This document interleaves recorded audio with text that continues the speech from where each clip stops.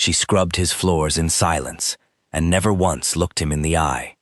Years later, she'd walk past his guards and look the entire courtroom in the eye instead. Some women don't announce their power. They file it away, page by page, folder by folder, until the day someone tries to bury the man who never noticed her. That day, she stopped cleaning up his messes and started cleaning up his enemies. Kang Tae-su built an empire out of fear. Docs, politicians, silence bought in cash. He never learned the name of the woman who dusted his study every morning, never wondered why she moved, like someone who'd survived worse than poverty. To him, she was furniture in an apron. To everyone in that house, she was invisible. But invisibility is its own kind of power. While his lieutenants whispered betrayal over breakfast, she was already memorizing it. While his lawyers sold him out for a price, she was already building the case that would save him. One overheard number, one late-night file, 1 year of being underestimated at a time. Now the doors of a Seoul courtroom are about to swing open, and the woman they called just a maid is walking in, holding the one thing that can bring an empire crashing down, or hand it back to the man who never saw her coming. Subscribe to see how this unfolds, and comment where you're watching from. I'd love to say hello and know how far our story has traveled to reach you. The mahogany floors of the Kang estate stretched out like a dark, unbroken lake, and Ifeoma Daniels moved across them on her knees, cloth in hand, as she had done every morning for the past year. She never rushed. She never lingered. She simply worked, and in the space between those two things, she watched. "She doesn't understand a word we say," one of the lieutenants muttered to another, not bothering to lower his voice as they passed her in the hallway. Might as well be talking to the furniture. They laughed. Ifeoma kept polishing, her expression as still as the marble beneath her hands, and let the words slide past her like water over stone. She had learned long ago that the most dangerous thing a woman in her position could do was react, so she didn't. She simply filed the comment away, the way she filed everything. The guard rotation that shifted every 6 hours, the blind spot in the east corridor where the cameras never quite overlapped, the way Tae-su's driver always left the garage unlocked between 5 and 5:15 for his cigarette break. None of it meant anything on its own. All of it would, eventually. She had come to Seoul with nothing but a suitcase and a name that wasn't entirely her own, and she had chosen this house, not stumbled into it, not settled for it, chosen it, with the same precision she once brought to unraveling fraud cases half a world away. To the men who ran Kang Tae-su's household, she was a quiet migrant woman who mopped floors and kept her eyes down. They had no idea that beneath the plain gray uniform was a mind trained to notice the exact moment a system began to fail. And Tae-su's system was already failing. She could feel it in the air of the estate, the way one feels a coming storm before the sky changes. A tightness in the lieutenants' voices, a new face at the gate every few weeks, meetings that ended too quickly and too quietly. She said nothing. She dusted the bookshelves in the east wing and made mental maps of every door that led to Tae-su's private study, and she waited for her moment, certain that it was only a matter of time before the walls of this house began to speak. That moment came on a gray Tuesday morning when she was sent to organize the private office no one else was permitted to touch. 2 guards stood at the door as she worked, their eyes more bored than watchful, certain that a woman who barely looked up from her cleaning cart posed no threat to a room full of a Mafia boss's most sensitive documents. Ifeoma straightened a stack of papers on the corner of Tae-su's desk, and it was there, tucked beneath a folder of shipping manifests, that she saw them, a set of offshore transaction sheets, dense with numbers, routing codes, and account structures that most people would have glanced at and dismissed as bureaucratic noise. Ifeoma was not like most people. Her eyes moved down the columns once, then again, slower. She didn't touch the papers, didn't shift them more than a centimeter, but in her mind, the numbers began to rearrange themselves into a pattern, a subtle bleeding of funds from 3 of Tae-su's shell accounts into intermediary companies she didn't recognize, small enough not to trigger alarm, frequent enough to add up to a fortune over time. It was elegant. It was patient. It was the work of someone who understood exactly how to kill an empire without ever raising a weapon. She wiped the desk clean of dust that wasn't really there and walked out of the study with the same measured pace she always used, her heart steady, her mind racing. Somewhere in this house, someone was quietly draining Kang Tae-su dry, and whoever it was had been doing it for a very long time. That night, long after the estate had gone dark and the guards had settled into the particular laziness of men who believed nothing ever happened after midnight, Ifeoma slipped down to the estate's lower level, where an old service terminal sat forgotten in a storage room, still connected to the estate's internal network, through a line the security team had never bothered to sever. She had found it months ago, during a routine cleaning shift, and said nothing. Her fingers moved across the keys with a speed and fluency that would have shocked every person in that house who thought her incapable of reading a Korean street sign. She traced the shell companies from the transaction sheets, cross-referencing registration dates, director names and banking partners, pulling the thread further and further until it led somewhere she never expected. The screen blinked back at her with a name she hadn't seen in 5 years, a holding company registered in the Cayman Islands, one she had once tried to expose in another life, in another country, before it buried her father beneath false charges and buried the truth beneath a mountain of legal paperwork no one in Lagos had the power to fight. The same entity, the same hands, reaching across oceans, wearing a different mask, doing to Kang Tae-su exactly what it had done to her family. Ifeoma sat back from the terminal, her breath slow and controlled, even as something inside her chest tightened like a fist. For a moment, the analyst in her and the daughter in her spoke at once, and they agreed on the same terrible truth.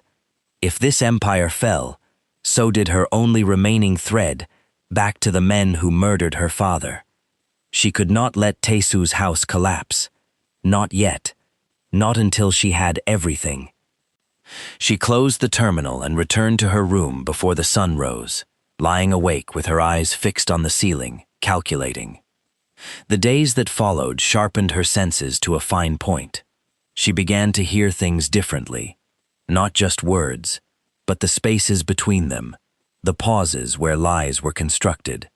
It was in one of those pauses, 3 nights later, standing just outside the west sitting room with a tray of tea she had been sent to deliver, that she heard the voice of Min Jun, Tae-su's second-in-command, low and unhurried, speaking to someone she didn't recognize.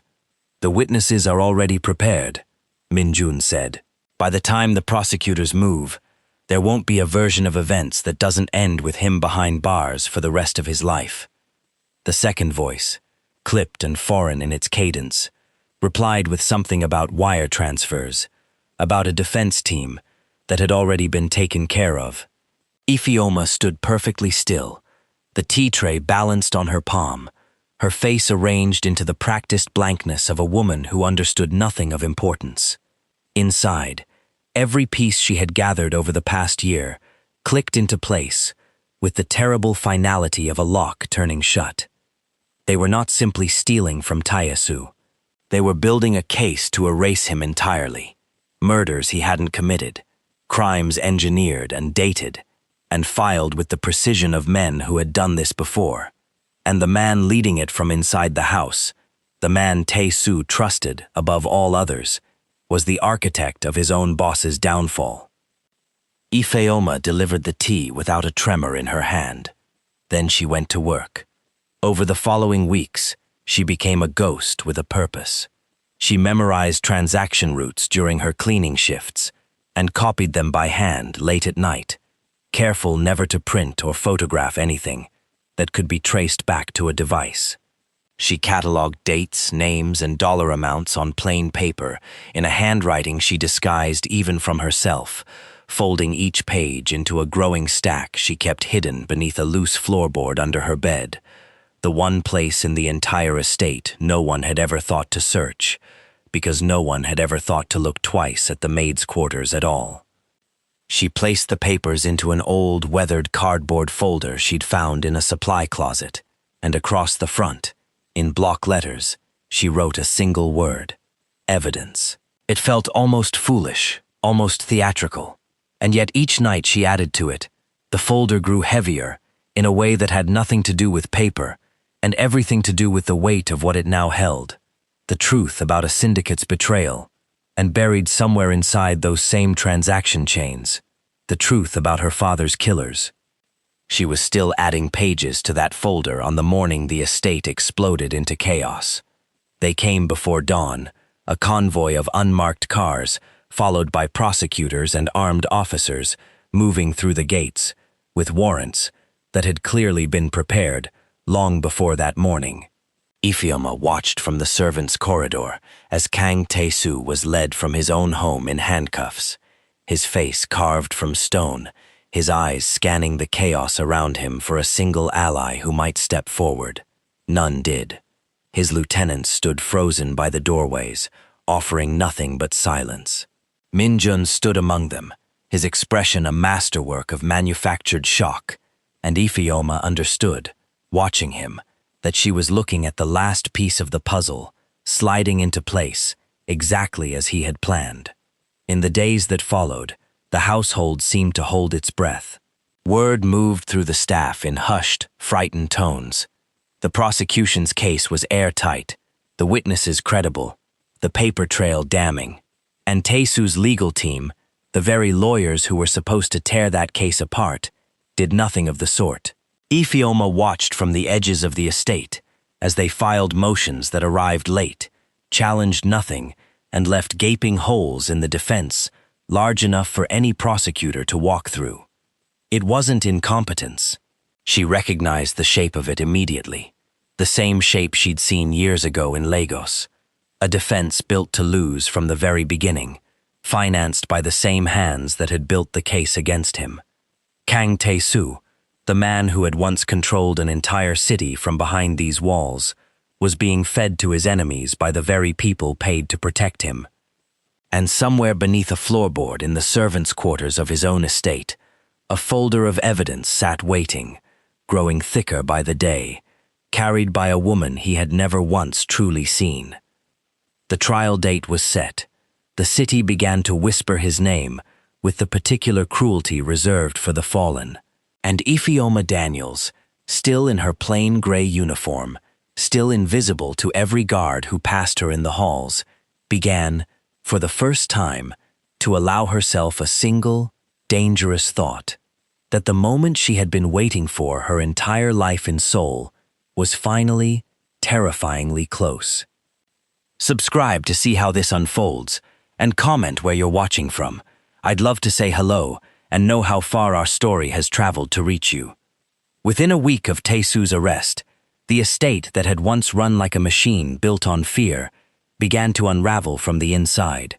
Men who had bowed to him for decades now walked through his halls like conquerors, cataloging his art, his vehicles, his accounts, dividing the spoils before the verdict had even been read. Min-jun moved through it all with the calm efficiency of a man tying up loose ends, his voice smooth as he issued instructions to the staff about which of Tae-su's assets were to be reallocated and which servants were no longer needed. Ifeoma was among the first to be dismissed. She received the news from a junior lieutenant who couldn't be bothered to look at her directly, told to collect her things and be gone from the estate by nightfall. There was no severance, no gratitude for a year of service, only the casual cruelty of men who had never once considered her worth remembering. She nodded, said nothing, and returned to her small room for the last time. She packed slowly, deliberately, folding her few clothes into the same suitcase she'd arrived with, her hands steady, even as her mind moved fast. Beneath the loose floorboard, the folder marked evidence, waited exactly where she'd left it, heavier now than it had ever been, thick with a year of stolen truths. She wrapped it in a shawl and settled it into the bottom of her bag, beneath the clothes, beneath everything, and walked out through the servants' gate without a single backward glance, not fleeing, as they assumed, but carrying with her the only thing in that entire estate that still mattered. The trial began 3 weeks later, in a sole courtroom packed to its limits. Reporters lined the back rows with their cameras ready, hungry for the fall of a man who had once seemed untouchable. Rival bosses sat scattered among the spectators, dressed in their finest suits, exchanging quiet, satisfied glances every time a new piece of fabricated evidence was entered into record. Kang Tae-su sat at the defense table, and the man Ifeoma had once watched command an empire with a single glance now looked like a stranger to himself. His shoulders bowed, his eyes hollow, the weight of betrayal etched into every line of his face. His lawyers barely spoke. When the prosecution presented witness after witness, describing crimes Tae-su had never committed, his own legal team offered no cross-examination worth the name, no objections, no fight. Tae-su watched them with a dawning, sickening clarity. These were not incompetent men. These were men being paid to lose, and he understood, sitting there in that courtroom with the whole city watching, that he had already been sentenced long before the judge would ever open her mouth to speak it aloud. By the third day, the outcome was no longer in question. The prosecutor stood before the bench, methodically laying out the state's case, confident and unhurried, savoring the final act of a performance, rehearsed to perfection. The judge nodded along, reviewing her notes, preparing to close the trial. Somewhere in the gallery, a rival boss allowed himself a small, satisfied smile. That was when the courtroom doors swung open. The sound cracked through the chamber like a gunshot, and every head turned at once. Framed in the doorway stood a woman in a plain black and white maid's uniform, her sleeves pushed up, her braids pulled back neat and severe. A thick tan folder clutched tightly against her chest. For a moment, no one moved. No one understood. A ripple of confused murmurs spread through the gallery. A maid, here, now, in the middle of a trial that had nothing to do with domestic staff. Ifeoma walked down the center aisle with a posture that dared anyone to stop her, and for several stunned seconds, no one did. The guards near the door, caught entirely off guard by the sheer audacity of the moment, hesitated just long enough for her to reach the well of the courtroom before one of them finally stepped forward to intercept her. "I am an independent forensic analyst," she said, her Korean flawless, her voice carrying to every corner of the room, "and I am in possession of evidence directly relevant to this case. I request the court's permission to present it before a verdict is entered." The judge, startled into silence for the first time in the entire trial, studied the woman before her, the uniform, the folder, the utter lack of fear in her expression, and after a long, charged pause, gestured for her to approach. Kang Tae-su lifted his head. He had not looked at her, not truly, in over a year of passing her in his own hallways. Now his eyes fixed on her, with a confusion that slowly, impossibly, began to shift into something else. A flicker of hope, so raw, it looked almost like pain. Ifeoma opened the folder. What followed was not the frightened testimony of a maid out of her depth, but the surgical precision of a woman who had spent her entire career dismantling exactly this kind of lie.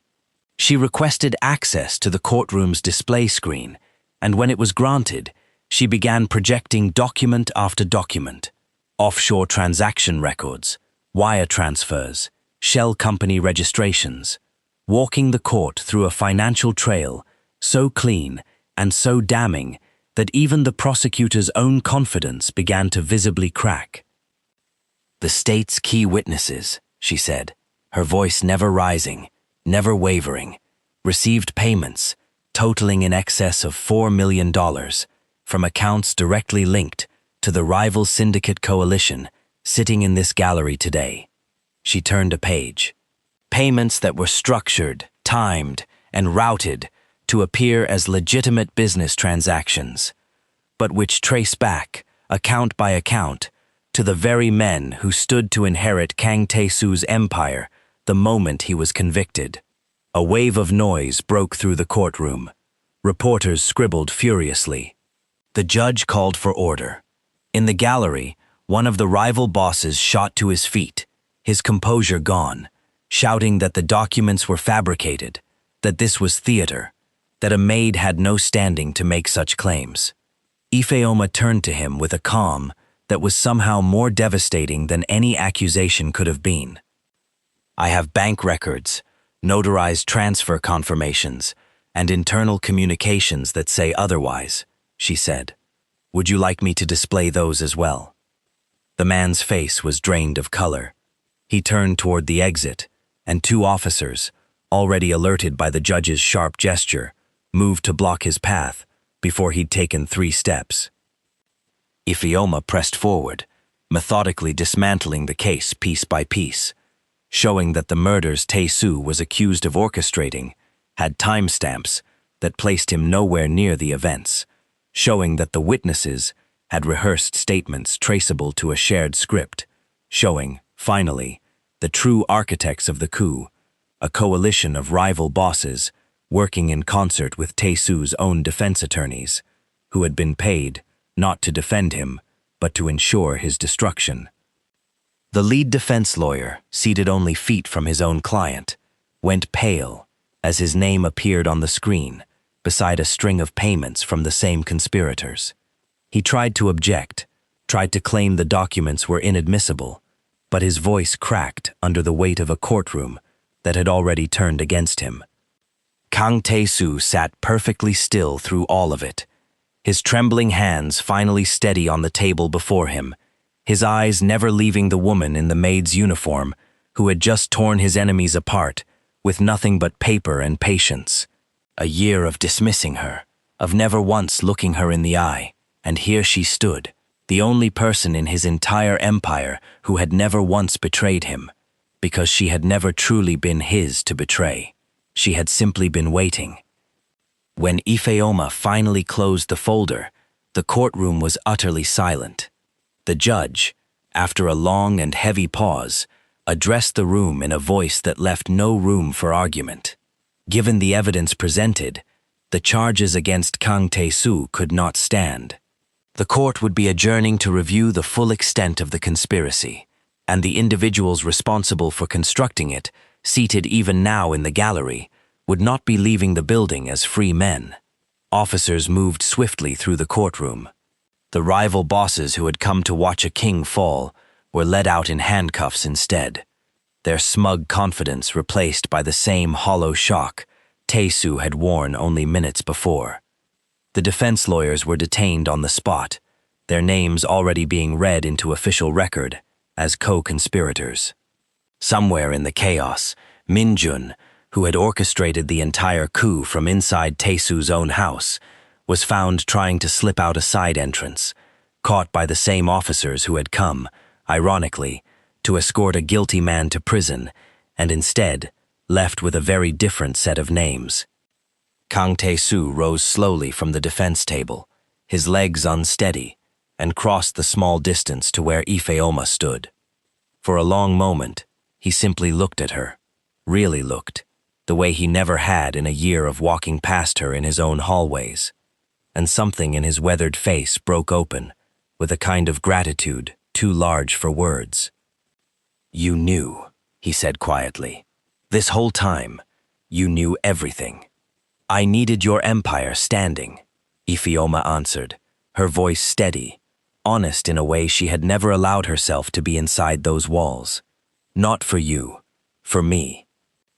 She told him then, in a courtroom slowly emptying of reporters and officers, about her father, about the corporate cartel that had murdered him and buried the truth under false charges no one in Lagos had the power to fight, about the shell companies that had drained his own fortune and led her, thread by thread, back to the very men who destroyed her family. She told him she had chosen his house deliberately, used his walls as cover, his silence as a weapon. Tae-su listened without interruption, and when she finished, he did something that surprised even her. He offered her money, a fortune, enough to vanish and start a new life anywhere in the world she chose, a debt paid in full for saving his empire. Ifeoma shook her head. "I don't want your money," she said. "I want your network, your shipping routes, your financial channels, your reach into every port and account, across 3 continents. I want the infrastructure you've spent your life building, turned towards something you never intended it for." Tae-su studied her for a long moment, and for the first time since she'd known him, something like respect settled fully into his eyes. "And what is that?" he asked. "Justice," Ifeoma said, "the kind that doesn't get bought off in a courtroom." In the weeks that followed, Kang Tae-su's empire didn't crumble the way his rivals had hoped. It transformed.